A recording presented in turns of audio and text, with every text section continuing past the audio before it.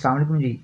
आज हम लोग जो है वो साउथ एशिया के बारे में पढ़ेंगे कि साउथ एशिया के अंदर फिर कौन सी डेवलपमेंट्स हो रही हैं साउथ एशिया के अंदर, और उन डेवलपमेंट से फिर हमें क्या सबक मिलता है, हम उनसे क्या सीख सकते हैं, हम वो पढ़ने की कोशिश करेंगे। साउथ एशिया का जो रीजन है ये आपको मज़ीद डिवाइड होता दिखाई दे रहा है रादर देन यहाँ पे रीजनल कनेक्टिविटी हो।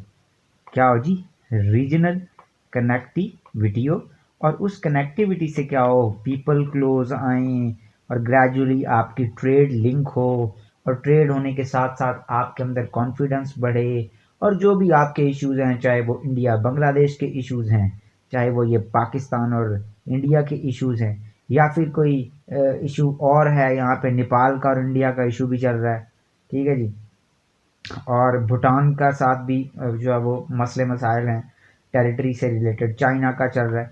तो ये तो चाइना तो वैसे साउथ ईस्ट एशिया में आ जाता है।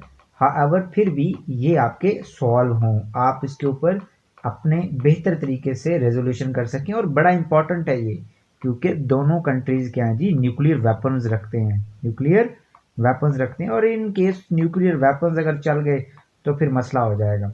तो रीजनल कनेक्टिविटी होनी चाहिए, रीजनल कनेक्टिविटी, और यहाँ पे ट्रेड होनी चाहिए। हाउएवर हमें दिखाई क्या देता है जी? हमें दिखाई ये देता है कि आपका ऐसा कोई भी सीन होने नहीं वाला फ्यूचर के अंदर, वो हम अभी डिस्कस करते हैं वो कैसे। फॉर एग्जांपल, अब यहाँ पे दो ब्लॉक बन गए हैं आपके साउथ एशिया के। कितने ब्लॉक बन गए? दो ब्लॉक। एक ब्लॉक को लेके चल रहा है इंडिया, और दूसरे ब्लॉक को लेके कौन चल रहा है जी? पाकिस्तान।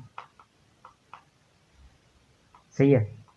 और पहला जो ब्लॉक है उसमें जो इंडिया है वो बिमस्टैक बिमस्टैक का फॉर्म यूज कर रहा है, ठीक है। और पाकिस्तान कौन सा फॉर्म यूज कर रहा है? सीपैक। सीपैक और इंडिपेंडेंट अपने जो कनेक्शंस हैं वो एस्टैब्लिश करके पाकिस्तान रीजनल कनेक्टिविटी कर रहा है। लेकिन दोनों ने इस रीजन को डिवाइड कर दिया है। यहाँ पे इंडियंस इसको लेके चल रहे हैं, ये जो रीजन है सारा, ठीक है। और पाकिस्तान किसको लेकर चल रहा है जनाब? ये अफगानिस्तान के साथ। और यहाँ से फिर पाकिस्तान जो है यहाँ पे अपना जो पोटेंशियल है इधर का, ये टैप करने की कोशिश कर रहा है। इस साउथ एशिया को अपने आप से कनेक्ट होने के बाद फिर सेंट्रल एशिया को टैप करना चाहिए था, लेकिन हो क्या रहा है?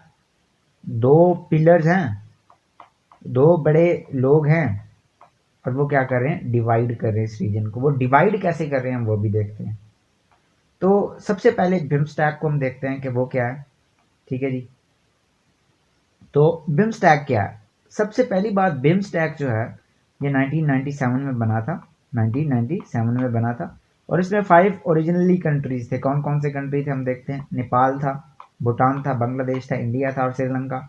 ये 5 कंट्रीज इसमें शामिल थे। यानी ये जो रीजन है आपका, ये जो आपका कनेक्टिविटी है, ये यूं तक जो थी वो यूं थी, इसमें 5 कंट्रीज थी। लेटर ऑन 2 कंट्रीज और ऐड हुए इसमें, तो उसमें एक थाईलैंड और उसके बाद म्यांमार, ठीक है।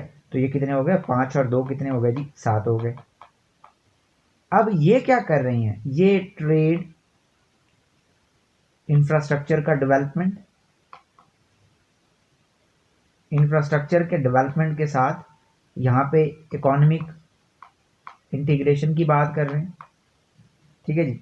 और ये यहाँ पे डेवलपमेंट चाहते हैं, यानी इधर इधर ही चाह रहे हैं। और इस बिम्स्टैक से पाकिस्तान को एक्सक्लूड कर दिया, पाकिस्तान को निकाल दिया इंडिया ने पाकिस्तान को आउट कर दिया है रादर देन इंक्लूड करने के, ताकि कनेक्टिविटी हो, क्योंकि साउथ एशिया आपका फिर पाकिस्तान के बगैर मुकम्मल नहीं होता। तो इसको निकाल दिया। लेकिन ये जो बिम्स्टैक है इसके अपने इश्यूज हैं जनाब। बे ऑफ बंगाल, इसका मतलब ये होता है बे ऑफ बंगाल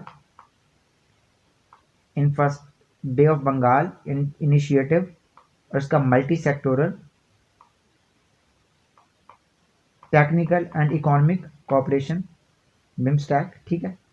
तो ये इसके इश्यूज 3 है जी। पहला इशू क्या है? वो है जी इंफ्रास्ट्रक्चर की ज़रूरत है। यहाँ पे इसको इंफ्रास्ट्रक्चर यहाँ पे बनाना पड़ेगा, इनको अगर कनेक्ट करना है आपको, रोड भी तो बनाने हैं, आपको कनेक्टिविटी भी तो लेके आनी है। तो इंफ्रास्ट्रक्चर के साथ साथ फाइनेंस, पैसे किधर से आएंगे, फाइनेंस भी चाहिए ना, ठीक है। तो फाइनेंस भी नहीं है, वो भी इतनी नहीं है इनके पास, इन कंट्रीज सारे के जो भी कंट्रीज हैं ये, इनके अपने इकोनॉमिक इश्यूज हैं। श्रीलंका में फॉरेन एक्सचेंज रिजर्व जो है वो कम हो गया। इंडिया ठीक है उसके पास है, लेकिन उस तरह का उसके पास इकोनॉमिक क्लाउड नहीं है कि वो सारे के सारे को फाइनेंस कर दे जिस तरह से चाइना करता है। नेपाल, वहाँ पे भी वो रेडी, आपका भूटान, बांग्लादेश, बांग्लादेश अपनी पॉपुलेशन को बड़े मुश्किल से क्या कर रहा है, करवा रहा है। ठीक है डेवलपमेंट हो रही है, लेकिन अभी उस लेवल का उसके पास जो है वो फॉरेक्स नहीं है कि वो इन सारी चीज़ों को फिर बना सके। फिर तीसरी बात, कोई ट्रेड का इनका एग्रीमेंट ही कोई नहीं, फ्री ट्रेड का एग्रीमेंट कि इनके दरमियान फ्री ट्रेड होगी। तो ये जो है वो एक तरफ डिवाइड कर रहा है इंडिया इसको, और पाकिस्तान को इससे निकाल रहा है, इन 5 कंट्रीज को, 2 इनके साथ वो एनर्जी के एग्रीमेंट्स भी कर रहा है। तो ये साउथ एशिया के अंदर एक डेवलपमेंट है जनाब। दूसरी जो मेन पार्टी है साउथ एशिया के अंदर वो है पाकिस्तान। और पाकिस्तान क्या कर रहा है, पाकिस्तान एक्सेस को डिनाई कर रहा है, ट्रेड रूट की एक्सेस को डिनाई कर रहा है किसको, इंडिया को। तो फिर लार्जली इंडियंस जो हैं वो एक्सेस हासिल नहीं कर सकते सेंट्रल एशिया में, और पाकिस्तान जो है वो सेंट्रल एशिया से कनेक्ट कर रहा है खुद को। वो हम देखते हैं कैसे। तो पाकिस्तान अलग एक सेंट्रल एशिया से अपने आप को कनेक्ट करके टैप करना चाह रहा है। क्या टैप करना चाह रहा है, इकोनॉमिक पोटेंशियल को, अपनी जो जो पैरामाउंट या बहुत ही पिवटल किस्म की उसकी इकोनॉमिक या जियो स्ट्रैटेजिक हम कह सकते हैं पोजीशन है, और उसका जियो स्ट्रैटेजिक पोजीशन से फ़ायदा उठा के वो अपनी इकोनॉमी को डेवलप करना चाह रहा है। हम देखते हैं कि कैसे पास्ट के अंदर भी जो साउथ एशियन कंट्रीज़ हैं वो सेंट्रल एशिया में जाने की कोशिश करते रहे हैं। साउथ एशियन कंट्रीज जैसे कासा 1000 के जो एक्सेस एनर्जी है साउथ, ये जो सेंट्रल एशिया है वो यहाँ पे क्या की जाए, यहाँ पे आके हमें हमारी इकोनॉमी को दी जाए, क्योंकि हमारे यहाँ एनर्जी का क्राइसिस रहा है। फिर TAPI, Tajikistan, Afghanistan, Pakistan and India pipeline, ये भी हम करते रहे, लेकिन फिर ये प्रोजेक्ट कंप्लीट नहीं हो सका। वही बात फाइनेंसेस की पॉसिटी की वजह से, फाइनेंसेस की पॉसिटी की वजह से आपके पास पैसे नहीं थे, तो ये जो है वो ताजिकिस्तान, अफगानिस्तान, पाकिस्तान और इंडिया ये यहाँ तक आना था। बट ये फिर क्या हो गया जी, ये फेल हो गया। फेल क्यों हुआ, आपके फाइनेंसिस का इशू, ठीक है जी, गैस नहीं आ सकी। उसके बाद पाकिस्तान क्या कर रहा है, अब क्या कर रहा है, ये तो पास की बात है। अब पाकिस्तान सी पैक को अफगानिस्तान में एक्सटेंड करने की कोशिश कर रहा है, किधर, अफगानिस्तान में एक्सटेंड करने की कोशिश कर रहा है। फ्लैगशिप प्रोजेक्ट है ओबोर का, ठीक है जी। और फिर यहां से जो आपका सी पैक है ये यहां जाता हुआ आर्कटिक रीजन के अंदर सी पैक प्लस से मिल जाएगा। एंड्रयू के एक्सप्रेस ट्रिब्यून के ऊपर जो आर्टिकल्स हैं, जब आप वो पढ़ते हैं तो आपको ये पता चलता है कि ये ग्रैंड गेम है। ये सी पैक किससे मिलेगा, सी पैक प्लस से मिलेगा, और ये सारा रीजन किससे कनेक्ट हो जाएगा, चाइना से हो जाएगा, और चाइना इनसे हो जाएगा, और पाकिस्तान को भी फायदा होगा। और पाकिस्तान फिर सेंट्रल एशियन स्टेट्स को यहाँ पे रूट प्रोवाइड करना चाह रहा है सी तक एक्सेस, और रशिया को भी। लेकिन फिर पाकिस्तान इसमें सक्सेसफुल होता नजर आ जाएगा, लेकिन कुछ अभी भी इश्यूज हैं। वो कौन से हम देखते हैं। पहली तो बात यह है जनाब कि पाकिस्तान कैसे सक्सेस हो जाएगी। कुछ ग्लोबल इवेंट्स हुए हैं। सबसे पहले तालिबान की विक्ट्री, तालिबान की विक्ट्री ने जो साउथ एशिया की, सेंट्रल एशिया से कनेक्टिविटी के अंदर जो सबसे बड़ा सिक्योरिटी का इशू था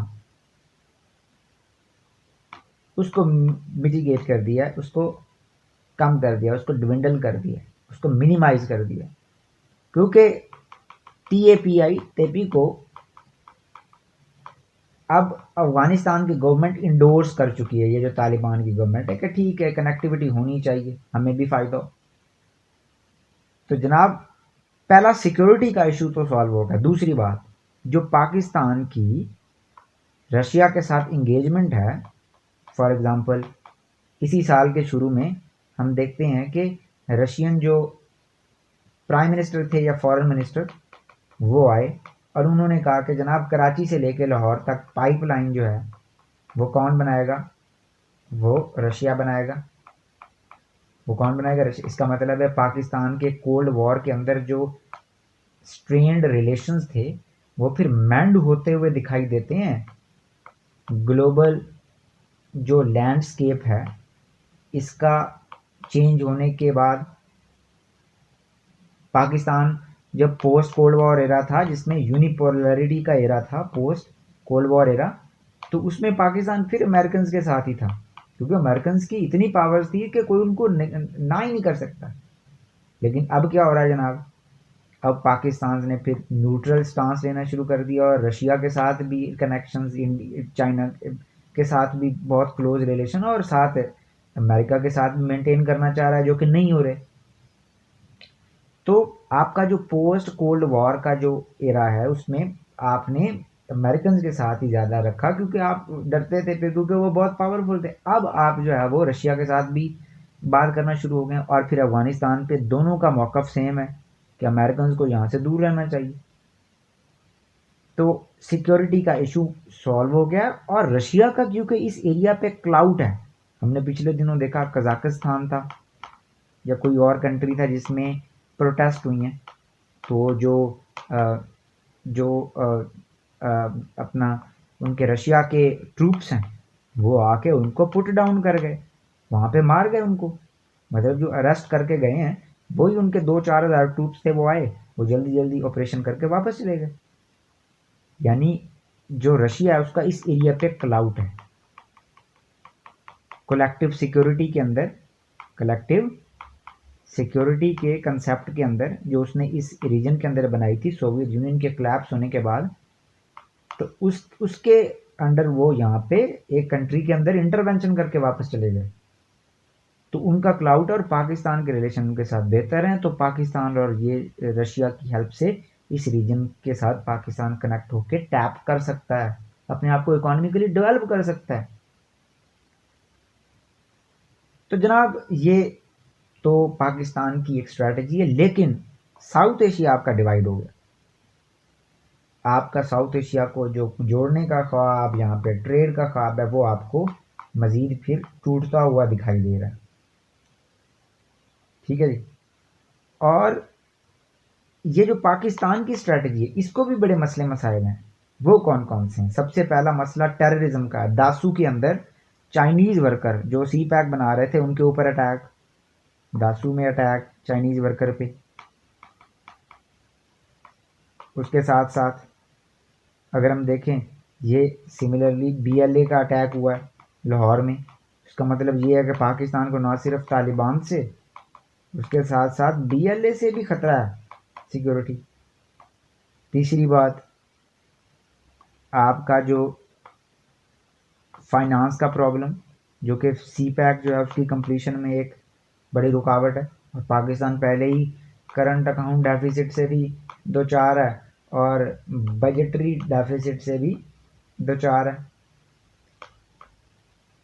तो ये आपके मसले मसाइल हैं जो कि इसके अंदर जो है वो क्या कर सकते हैं, इस ग्रैंड किस्म की स्ट्रेटजी को जो पाकिस्तान इनको यहाँ तक एक्सेस देना चाह रहा है, यहाँ से रिसोर्सेज को टैप करना चाह रहा है, उसमें जो है वो मसले मसाइल होंगे। और एक और भी एग्रीमेंट हुआ है पाकिस्तान और दूसरे का रशिया का, कि रशिया कजाकिस्तान और पाकिस्तान के दरमियान एक गैस की पाइपलाइन बनाएगा, क्योंकि फिर हाल ही में आपका जो मिनिस्टर है जो हमाद अजहर साहब, उन्होंने कहा है कि गैस की पिछले कुछ सालों में जो खपत है डोमेस्टिक कंज्यूमर की, वो पता नहीं कितने परसेंट बढ़ी है, कोई 10% पर ईयर बढ़ी है वटएवर। तो जब आपका जो एक मुल्क के अंदर गैसेस के रिसोर्सेज डिविंडल कर रहे हैं और उसकी जो डिमांड है वह बढ़ रही है, तो आपको इम्पोर्ट ही करनी पड़ेगी ना। तो फिर आप कज़ाकिस्तान से, जहाँ पे गैस के रिसोर्सेज बहुत पड़े हैं इस रीजन के अंदर, और ये रीजन एक कंज्यूमर मार्केट है, कंज्यूमर मार्केट है कि यहाँ पे हम अपना सौदा बेच सकते हैं, एक्सपोर्ट कर सकते हैं। अगर हमारे पास कोई बेहतर चीज़ हम बनाते हैं जो उनको डिमांड है उनकी वहाँ पे, तो हम एक्सपोर्ट भी कर सकते हैं। इस कनेक्टिविटी से ये भी फ़ायदा होगा।